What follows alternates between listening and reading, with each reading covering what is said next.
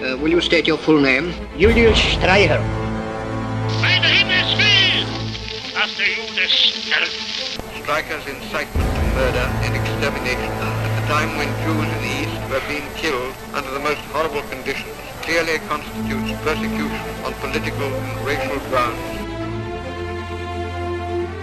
Gab es außer Ihrem Wochenblatt, insbesondere seit dem Machtantritt der Partei, noch andere Presseerzeugnisse in Deutschland, welche die Judenfrage in judengegnerischem Sinne behandelten?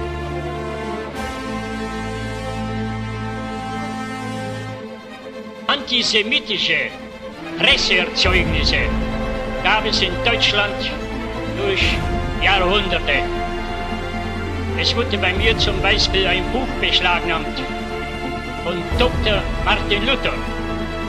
Dr. Martin Luther säße heute sicher an meiner Stelle auf der Anklagebank, wenn dieses Buch von der Anklagevertretung in Betracht gezogen würde. Luther as a God-centered man. So here's a man that was absolutely used by God. A great preacher of the Bible. Martin Luther is one of the shining lights that has brought transformation to the church. Church, 15th and 16th century, was both a theological religious institution, but it was also a state. Pope at that time was head of the Medici dynasty. The level of corruption was immense. Bald das Geld im Kasten klingt, die Seele aus dem Fegefeuer springt. He used the indulgence to bring money. Das ist natürlich Blasphemie. That was something that really struck him, also made him angry. Jesus Christus will, dass das ganze Leben der Christen eine Buße sei.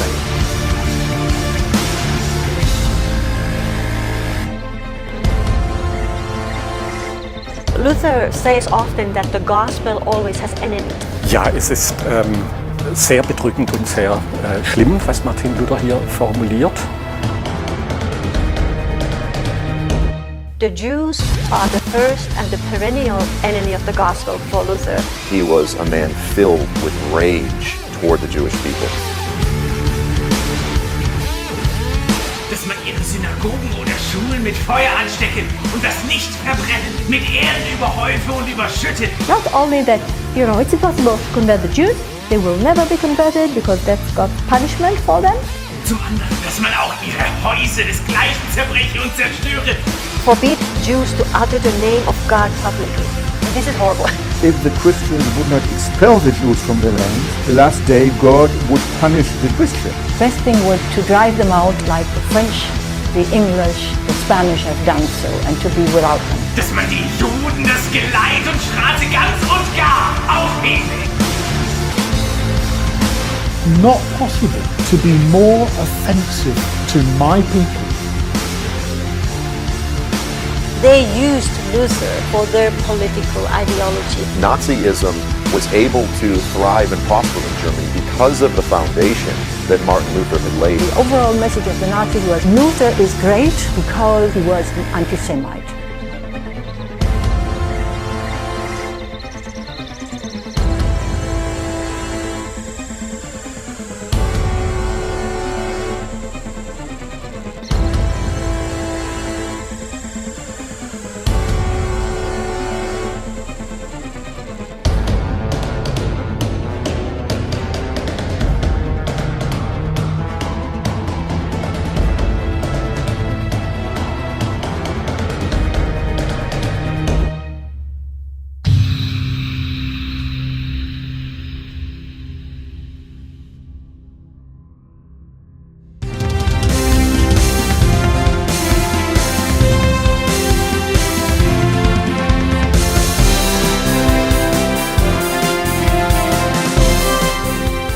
지난 100년 동안 전 세계 인류들에겐 기독교가 얼마나 성장을 했을까요?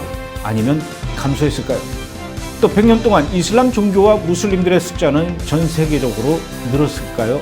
줄었을까요? 그렇다면 우리 한국에서의 이슬람은 어떻게 변해왔을까요? 이번 주 브레드 브리핑에서 알아보겠습니다.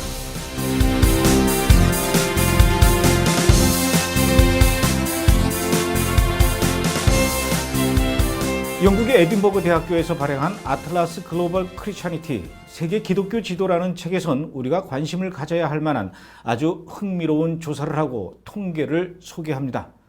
지난 100년 동안 좀 더 자세하게 말씀드리면 1910년부터 2010년까지 1세기 동안 세계의 각 나라들에선 기독교가 얼마나 성장을 했고 또 이슬람 종교가 얼마나 그 세력을 확장해 왔는지를 조사한 것이죠.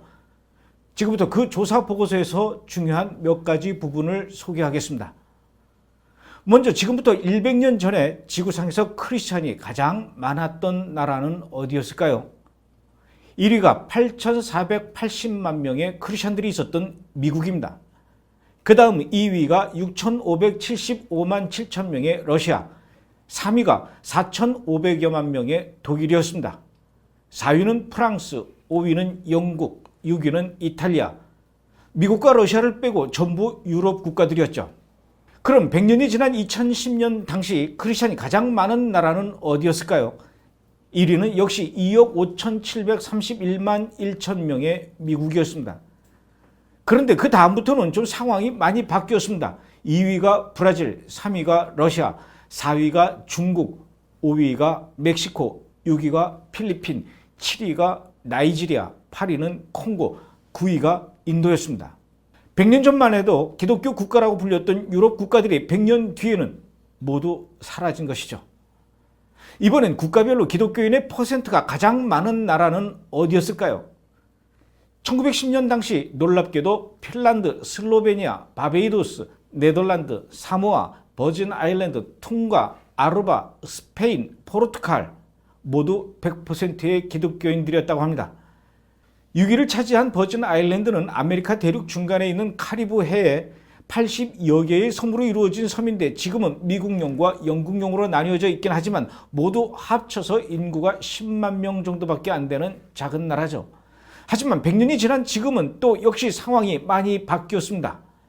우선 핀란드, 네덜란드, 스페인 등 유럽 국가들은 모두 빠졌습니다. 그 대신 1위에 사모아, 2위에 루마니아, 3위에 말타, 엘살바도르, 과테말라, 에콰도르, 코스타리카, 푸에르토리코, 온두라스, 그라나다가 차지했습니다. 100년 전에 상위권을 차지하던 유럽 국가들은 모두 어디로 간 것일까요? 그럼 유럽 국가의 기독교 공백은 무엇으로 메워진 것일까요? 당연히 이슬람이 차지했겠죠. 이제부터는 이슬람 종교에 대해서 좀 알아보겠습니다.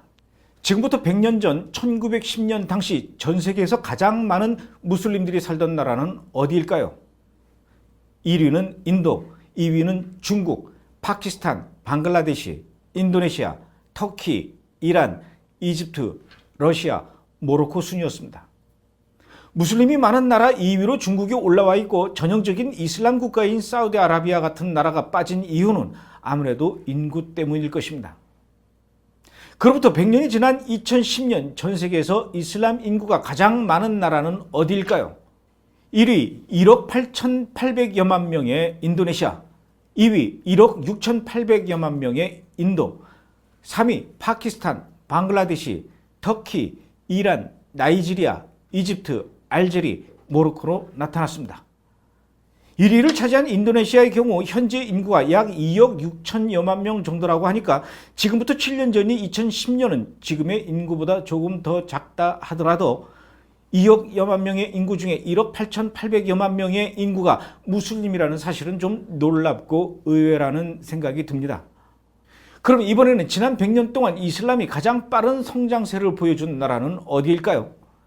1위가 독일로 13.68%, 2위는 영국 12.79%, 3위는 오스트리아 11.18%, 4위 벨기움 11.15%, 5위 스웨덴 10.66%, 6위 덴마크 10.52%, 7위 일본 10.32%, 8위 노르웨이, 9위 잠비아, 10위 앙골라로 나타났습니다. 다시 정리해드리겠습니다. 지난 100년 동안 기독교인의 숫자가 아프리카 대륙에선 9.4%에서 47.9%로 늘어났고요. 아시아 대륙에선 2.4%에서 8.5%로 늘어났습니다. 유럽은 94.5%에서 80.2%로 줄었고요. 멕시코를 포함한 중남미도 95.2%에서 92.5%로 줄었습니다. 미국을 포함한 북미는 96.6%에서 81.2%로 많이 줄었습니다. 그런가 하면 지난 100년 동안 이슬람의 무슬림 숫자는 아프리카 대륙에선 32%에서 40.5%로, 아시아에선 16.6%에서 26%로 늘어났습니다. 유럽에선 2.3%에서 5.6%로, 중남미 국가에선 0.1%에서 0.3%로 늘어났습니다. 미국을 포함한 북미는 어떨까요?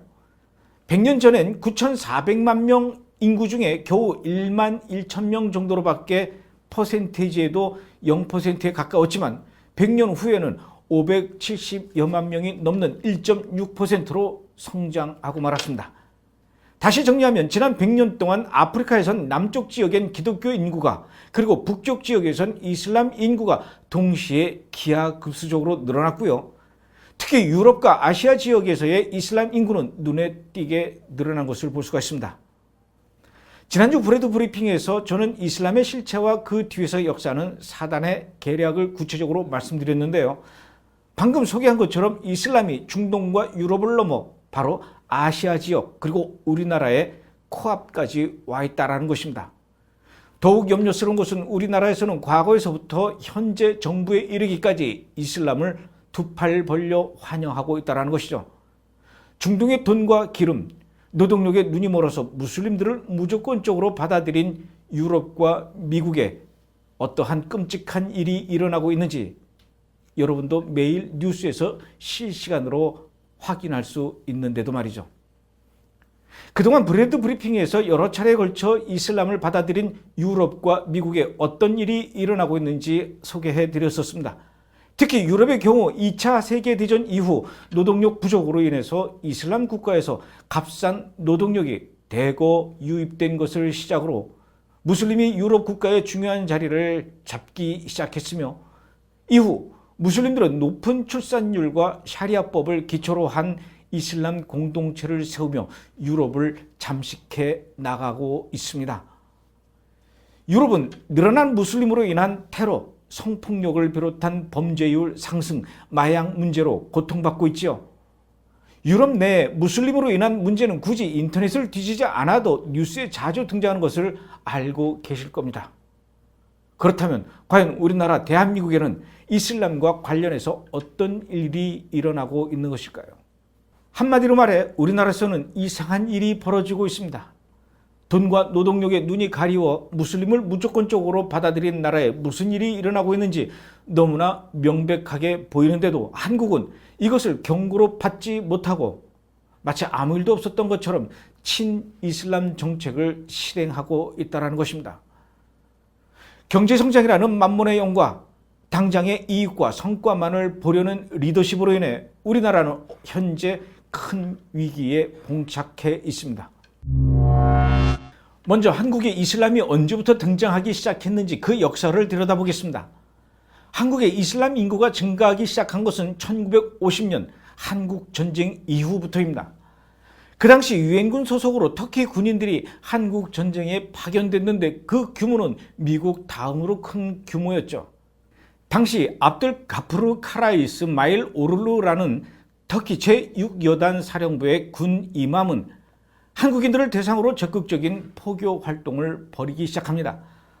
그 이후 1955년 9월 15일 초창기 한국 무슬림들에 의해서 한국 이슬람 협회가 결성되고 이들은 국내에 이슬람을 더욱 적극적으로 퍼뜨리려 하지요. 그리고 1956년 주베이르 코치라는 사람이 2대 이맘으로 부임하면서 한국인으로 208명의 이슬람 입교자가 생기게 됩니다. 1970년 한국의 이슬람 인구는 겨우 3,700여 명에 불과했지만 1976년 박정희 대통령 정권 당시 한국 정부가 정부의 용산구 한남동에 있던 1,500평가량의 시유지를 이슬람 중앙성원 부지로 기증하고 사우디아라비아를 비롯한 20여 개의 이슬람권 국가에서 자금을 지원받아 국내 최대의 이슬람 사원이 들어서며 이슬람 인구는 1만 5천 명에 이르도록 늘어나게 됩니다. 이후 1990년 노동력 부족으로 외국인 노동자들이 한국에 유입되면서 이슬람 인구는 기하급수적으로 증가하게 됩니다.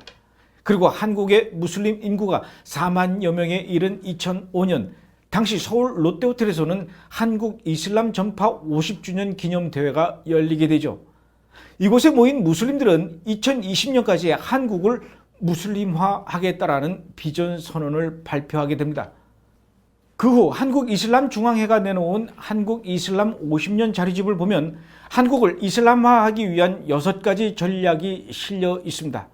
그 전략은 첫째로 이슬람 사원 건립, 둘째 국제 이슬람 학교 설립, 셋째 이슬람 문화센터 건립, 넷째 코란의 새로운 번역 추진, 다섯째 이슬람 대학 건립, 여섯째 이슬람 관련 서적 출판입니다. 이 자료집의 다음 장에는 무슬림들과 한국인들의 결혼을 적극 장려하고 출산율을 높여서 이른바 생물학적 이슬람화를 추진하자라는 글이 실려 있었습니다. 이 계획에 따라서 현재 이슬람은 아주 착실하게 움직이고 있는 것이죠. 현재 한국에는 전국에 걸쳐 15개의 이슬람 사원을 비롯하여 60여 개의 임시 예배소, 4개의 이슬람 센터가 있는 것으로 조사되고 있으며 대구, 전남, 광주, 포천, 제주 등의 이슬람 문화센터인 중동 문화센터가 운영되고 있습니다. 또한 현재 4가지로 번역된 한글 코란 외에 한국 사람들이 코란에 쉽게 다가갈 수 있도록 새로운 번역위원회를 구성하여 번역계획을 세우고 있지요. 이들의 이러한 계획과 실행으로 2009년 7만 1000여 명이던 무슬림 인구는 현재 한국인 무슬림 약 4만 명을 포함해서 전체 14만 명으로 늘어났으며 더 심각한 것은 한국에 들어온 이슬람 선교사 수가 2~3만 명에 이른다라는 것입니다. 또한 현재 약 3천여 명의 한국인 여성이 파키스탄 등 무슬림 선교사들과 결혼한 것으로 추정되고 있습니다. 하지만 우리가 이슬람 확장에 더욱 경각심을 가져야 하는 이유는 이것뿐만이 아닙니다. 더 심각한 것은 바로 한국 정부가 친이슬람 정책을 계속해서 펴고 있다는 것에 있지요. 대표적으로 2015년 3월 박근혜 정부 당시 박근혜 대통령은 쿠웨이트, 사우디아라비아, 아랍에미레이트, 카타르 이렇게 중동 4개국을 순방했습니다. 순방 성과 중 하나로 우리나라는 이 중동 나라들과 관광 분야 MOU, 농업 및 할랄 식품 MOU 등을 체결하게 됩니다. 뿐만 아니라 박근혜 전 대통령은 2016년 5월 1일 히잡을 둘러쓰고 또 이란을 방문하죠. 이란에서 하산 로하니 대통령을 만나고 곧이어 이란의 최고 지도자인 아야톨라 알리 하메네이를 만납니다. 여러분, 아야톨라 알리 하메네이가 누굽니까? 이란 최고 지도자 아야톨라 알리 하메네이는 2012년 2월 3일 금요 기도회에서 이스라엘은 제거되어야만 하고 꼭 제거될 암 종양이다. 이란은 누구든지 이스라엘이라는 암을 제거하려는 자를 도울 것이다. 이렇게 이스라엘을 지구상에서 없애버리겠다고 했던 인물 아닙니까? 그 자리에서 우리나라의 대통령은 한국과 이란이 다양한 분야에서 상호 보완적인 상생 협력을 추구하고 인적, 문화적 교류 확대를 통해서 양 국민들의 마음을 연결하기 위해 노력해 나가자 이렇게 이야기했습니다. 이것만이 아닙니다. 박근혜 전 대통령은 우리나라의 청년들이 모두 아랍 국가로 돈 벌러 갔다고 대답했으면 좋겠다고 말하면서 끝없는 중동 사랑을 표현하기도 했습니다.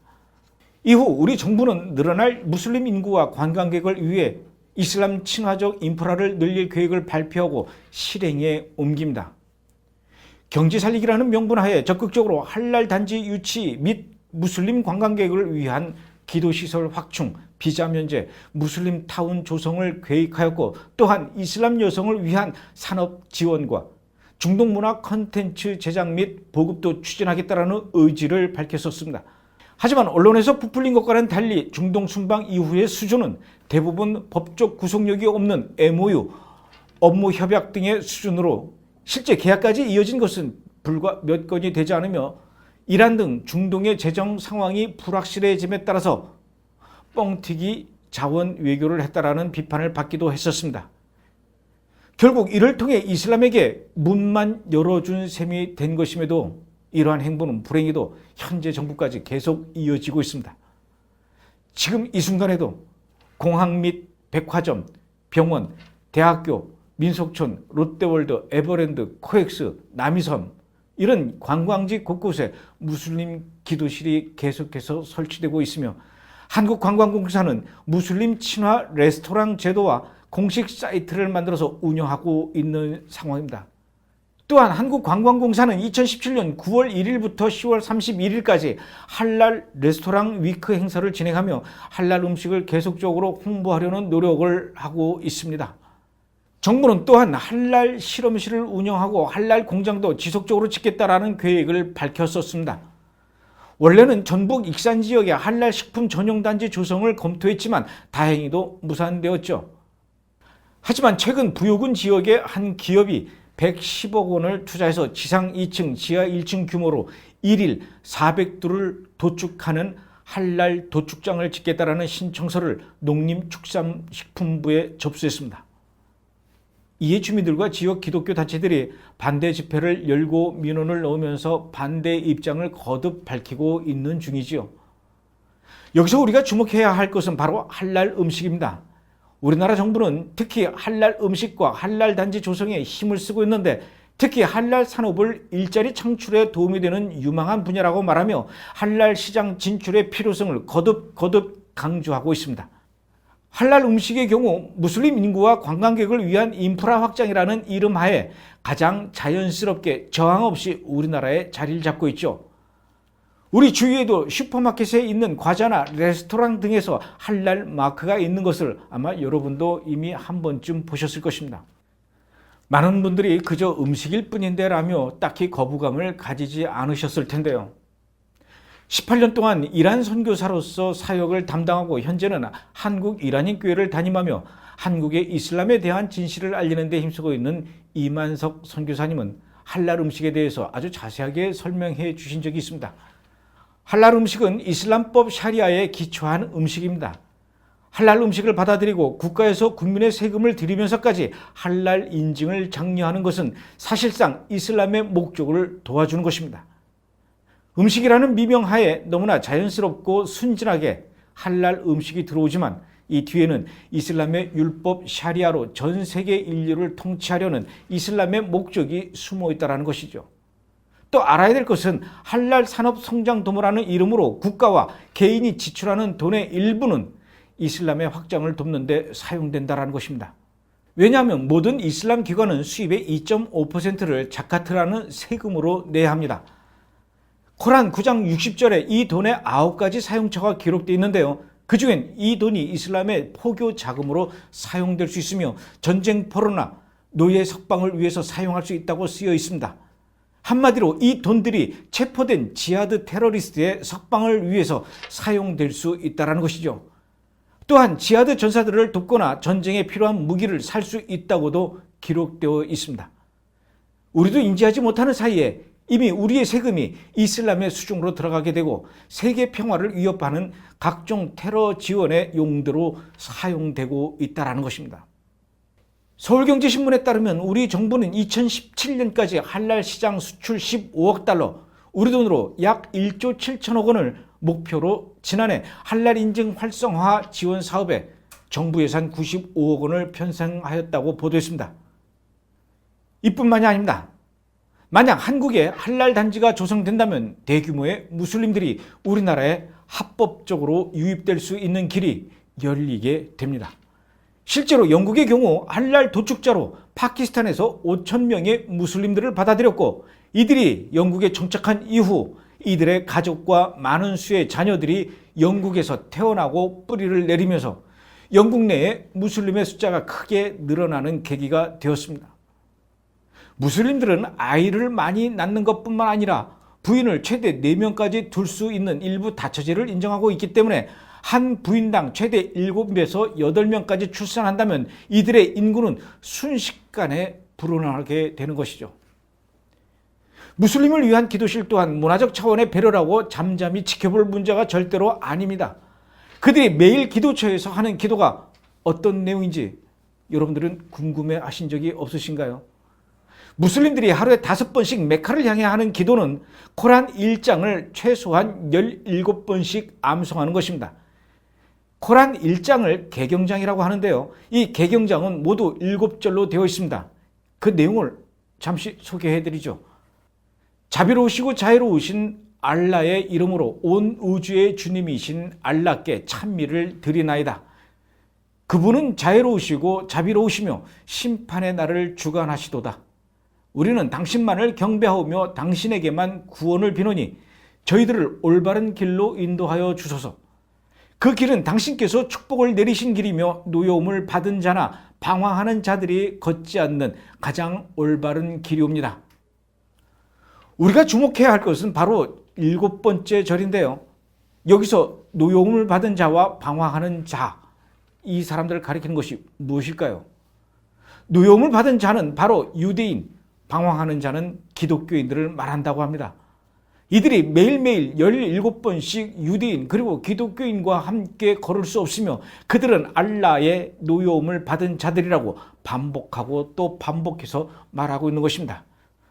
이것이 이슬람의 메시지이고 무슬림들 안에 심어져 있는 목소리입니다. 이러한 기도를 드리는 기도가 병원, 대학, 쇼핑몰, 관광지 등에서 우리 삶 곳곳에서 생겨나고 있는 것입니다. 지난 시간에도 말씀드렸듯이 이슬람은 단계별 전략을 가지고 세력을 확장해 나가고 있습니다. 무슬림의 수가 적고 세력이 약할 때 이들은 이슬람은 평화의 종교라는 슬로건을 내걸고 온건한 무슬림인 척 가장하며 인종, 종교를 기반으로 한 차별금지법 개정을 요구합니다. 자신들에 대한 공격을 사전에 법적으로 차단할 수 있는 장치를 만드는 것이죠.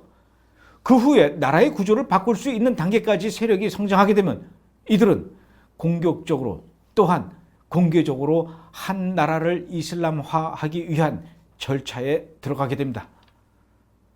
여러분, 지금은 하나님께서 말씀하신 것처럼 뱀처럼 지혜롭고 비둘기처럼 순결해야 할 때입니다.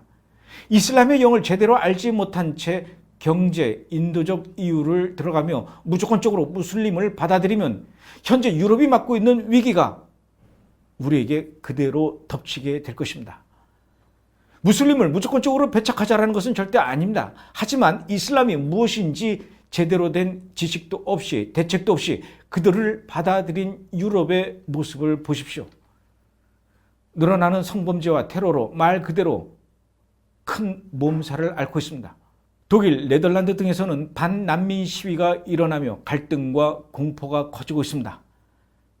2017년 영국 왕립국제문제연구소 채텀 하우스가 유럽 10개국을 대상으로 실시한 조사에 따르면 무슬림 이민 금지를 지지한다라고 응답한 비율은 폴란드가 71%, 오스트리아 65%, 프랑스 61%, 독일 53%, 이탈리아 51% 등 모든 나라에서 무슬림 이민 금지를 찬성하는 비율이 반대하는 비율보다도 월등히 높았습니다. 무슬림으로 인한 자국 내 테러가 늘어나지만 특별한 대책이 없는 정부의 무책임한 가운데 무슬림 증오 범죄까지 늘어나며 유럽은 더 깊은 혼란 속으로 빠져들고 있습니다. 아무런 대비 없이 무슬림을 받아들인 결과가 이미 지구 반대편 유럽을 쑥대밭으로 만들어 놓고 있는 마당에 우리 정부는 눈뜬 봉사처럼 그들의 길을 똑같이 따라가려 하고 있습니다. 이슬람이 무엇인지 제대로 알지 못하고 뚜렷한 대책도 없이 당장의 이익과 포퓰리즘을 따라서 이슬람의 영과 무슬림을 두 팔 벌려 환영하고 있는 것이죠. 2009년 이슬람 금융지하대인 스쿠크, 즉 이슬람 채권법을 막은 이해운 국회의원이 이렇게 얘기했습니다. 이슬람이 한국에 몰려오고 많아지면 이슬람 율법에 따른 테러, 살인, 성폭력 등 폭력이 37.8배 증가할 것이며 정치와 경제, 사회, 문화, 법, 질서 등 생활 자체를 알라의 것으로 바꾸려는 특성상 단순히 이슬람이라는 종교로만 그치지 않을 것이라고 이야기했습니다. 또한 이미 젊은 인력이 부족한 산업 현장에서는 무슬림 근로자들이 몰리면서 우리나라의 김해 도시의 경우 무슬림 인구가 이미 4%를 넘어 5%에 육박하는 위험 수위에 처했다고 밝혀서 우리를 놀랍게 하고 있습니다. 교육계 또한 위험하긴 마찬가지죠. 이해운 의원은 우리나라의 청소년들이 수능시험에 제2외국어 영역에서 아랍어가 1등급을 받기 쉽다라는 소문이 나면서 2017년 제2외국어 한문 영역 지원자 가운데 아랍어 응시자가 전년도 52.8%보다 훨씬 많은 71.1%나 차지했다고 전했습니다. 단지 대학에 가기 쉽다는 이유만으로 우리의 청소년들이 아무 거리낌 없이 제2외국어로 아랍어를 배우고 있다는 것이죠. 국제화 시대에 영어나 중국어, 일본어 외에 아랍어를 배우는 것을 나무랄 수는 없는 일이죠. 그러나 잠시 좀 생각을 해보겠습니다. 우리의 청소년들이 아랍어를 배우려면 어떻게 해야 할까요? 당연히 중고등학교에서 아랍어를 정식으로 교과 과목으로 채택해야 합니다. 그럼 그 아랍어를 누가 가르칠까요? 바로 아랍 사람들입니다. 실제로 아랍어 응시자 비중이 50%를 넘게 되면 이슬람은 우리나라의 교육부에 계속 압력을 넣어서 중고등학교에 아랍어 교사를 배치할 것을 요구하게 되는데, 이렇게 되면 한 학년에 한두 명씩, 한 학교에 3명에서 6명씩 전국 중고등학교에 무슬림 교사가 들어오게 되는 거죠. 이렇게 해서 들어오게 되는 아랍어 교사들은 단지 아랍어를 가르치는 것만이 아닙니다. 이슬람의 문화, 법률, 역사까지 가르치게 될 것이고, 당연히 이슬람의 종교까지 가르치게 되면서 우리의 청소년들에게 아주 자연스럽게 알라를 주입하는 문이 열리게 되는 것이죠. 이게 그냥 단순한 예상과 추측이라고요? 절대 그렇지 않습니다. 중고등학교뿐만 아닙니다. 우리나라의 대학가도 위기에 처해 있는 건 마찬가지죠. 한국 대학들은 정원을 채우기 위해서 무슬림 유학생 등을 유치하려고 교내에 이슬람 기도 처소를 만들고 할랄 식품을 제공하려고 애쓰고 있으며 정부 또한 이를 적극 장려하고 있습니다. 최근 Y대학에서는 정부의 할랄 음식 제공 요구를 자기들의 건학 이념에 맞지 않는다며 거부하자 우리나라의 정부에서는 국가보조금 프로그램 사업을 취소하고 할랄 식품 제공을 약속한 다른 대학, C대학으로 사업을 주는 등 불이익을 당했습니다. 이것이 지금 한국의 현실입니다. 여러분, 이 일을 위해서 깨어 기도할 자들은 다름 아닌 우리 크리스천들입니다. 역대하 7장 14절은 이렇게 말씀하고 있습니다. 내 이름으로 일컫는 내 백성이 그 악한 길에서 떠나 스스로 겸비하고 기도하여 내 얼굴을 구하면 내가 하늘에서 듣고 그 죄를 사하고 그 땅을 고칠지라. 우리나라가 잘못된 길로 가고 있을 때 주님께서는 주님의 자녀들이 주님께 부르짖을 것을 이야기하고 있습니다. 주님의 영이 우리의 눈을 열어주시지 않으면 이슬람의 영과 그 뒤에 있는 모든 계략을 볼 수가 없습니다. 이슬람을 향한 이러한 말들은 이슬람 혐오주의자라는 타이틀로 비난을 받기 일쑤이죠. 하지만 사람들의 비난을 절대로 두려워서는 안 됩니다. 하나님께서 유럽과 미국의 모습을 우리에게 미리 경고로 알게 하시며 깨어나서 주님께 구할 것을 명령하고 계십니다. 우리가 주님을 붙잡고 포기하지 않으며 주님께 이 나라를 올려드릴 때 주님께서는 이슬람과 악한 영으로부터 이 나라를 고쳐주시고 교회와 주님의 택하신 자들 가운데 빛과 소금이 회복되도록 역사하실 것입니다. 브래드 브리핑에서 이렇게 이슬람의 위험성에 대해서 여러 차례 소개하는 이유는 이렇습니다. 마지막 때에 하나님께서는 우리 믿는 자들에게 루세 편에 설 것인지 아니면 오르바 편에 설 것인지를 요구하십니다. 나오미에게는 룻과 오르바 2명의 며느리가 있었지만 남편 엘리멜렉이 죽고 2 아들도 모두 죽게 되자 미망인이 된 2명의 며느리들에게 모두 제 갈 길을 찾아가라고 했을 때 오르바는 당연히 나오미를 떠났고 룻은 이방인임에도 불구하고 시어머니 나오미를 따라서 유대 땅 베들레헴으로 가지 않습니까? 그 후에 2명의 여인들은 어떻게 되었을까요? 이방인임에도 불구하고 유대인 시어머니를 따라 유대 땅으로 갔을 때 룻은 보아스를 만나 결혼을 하고 그 사이에서 오벳을 낳고 오벳은 이새를 낳고 이새는 다윗을 낳고 결국 예수님의 족보를 연결하는 아주 중요한 역할을 하게 되죠. 그렇다면 오르바는 어떻게 되었을까요? 유대 전승에 따르면 오르바는 결국 골리앗을 낳게 된다고 합니다. 그렇다면 우리는 누구의 편에 서야 할까요? 오르바일까요? 아니면 룻일까요? 어떤 사람들은 이렇게 이야기할 수도 있습니다. 종교의 자유가 있는 대한민국에 기독교인이 있듯이 이슬람 종교를 믿는 무슬림들이 있는 것이 뭐 어떤가? 종교의 자유가 있는 이 땅에서 기독교인들과 무슬림들이 사이좋게 지내면 되는 게 아닌가? 그러나 절대 그렇지 않습니다. 그것은 이슬람 종교를 몰라서 하는 얘기라는 거죠. 결국 이슬람은 우리에게 둘 중에 하나를 선택하게 할 것입니다. 이슬람이냐 예수님이냐, 아랍 국가냐 이스라엘이냐. 세계 각국에서 일어나고 있는 이슬람의 테러를 보면 알 수 있지 않습니까? 특히 시리아, 이라크 등의 아랍 국가에서 기독교 신앙을 가진 믿음의 형제 자매들을 이슬람으로 개종하지 않는다고 잔혹하게 살해하는 것을 보고도 이슬람을 평화의 종교라며 이 땅에 받아들이시겠습니까? 단지 지금 아랍 국가들의 오일머니 때문에, 돈 때문에 이슬람을 받아들이시겠습니까? 여기서 저는 한국과 이스라엘과의 관계에 대해서 잠깐 이야기를 해야 되겠습니다. 우리나라는 1962년 4월 9일 중동 국가로서는 처음으로 이스라엘과 수교를 맺었었습니다. 그리고 같은 해 8월 서울에 주한 이스라엘 대사관을 설치하게 되죠. 그럼 당연히 우리나라도 이스라엘에 주 이스라엘 한국 대사관을 설치해야 합니다. 하지만 그 당시 중동 아랍 국가들의 눈치를 본 한국 정부는 주 이스라엘 한국 대사관을 설치하지 않고 1967년 2월 박정희 전 대통령은 친아랍 정책을 펼치게 됩니다. 어떻습니까? 이렇게 한국 정부는 이스라엘 편에 서는 것이 아니라 이스라엘과의 수교를 배신하며 아랍 편에 섰던 것입니다. 왜 그랬을까요? 바로 오일머니 때문이었습니다. 브래드 브리핑은 강력하게 한국 정부와 한국 사회에 호소를 합니다. 대한민국은 더 이상 아랍 국가들과 손을 잡기보다는 이스라엘과 손을 잡아야 합니다. 알라와 마호메트가 아니라 하나님과 예수님을 선택해야 합니다. 미국과 유럽을 보십시오. 이슬람을 무조건적으로 받아들였다가 현재 당하고 있는 큰 어려움과 아픔들을 말입니다. 이 고통이 이제 남의 이야기가 아니라 우리의 아픔이 될 날이 멀지 않았다는 사실을 한국 정부와 한국 사회는 분명히 기억해야 합니다. 방금 보신 브래드 브리핑은 저희 브래드TV 홈페이지에 올려져 있습니다. 그리고 지금 이스라엘과 세계가 어떤 영적인 흐름으로 움직이고 있는지를 하나님의 관점에서 설명하는 또 다른 프로그램들도 저희 홈페이지에 많이 있습니다. 이 영상을 더 많은 분들이 볼 수 있도록 카톡이나 페이스북으로 공유해 주십시오. 그리고 저희 브래드TV 유튜브 채널을 정기 구독해 주시면 업로드되는 프로그램들을 편하고 빠르게 받아보실 수가 있습니다.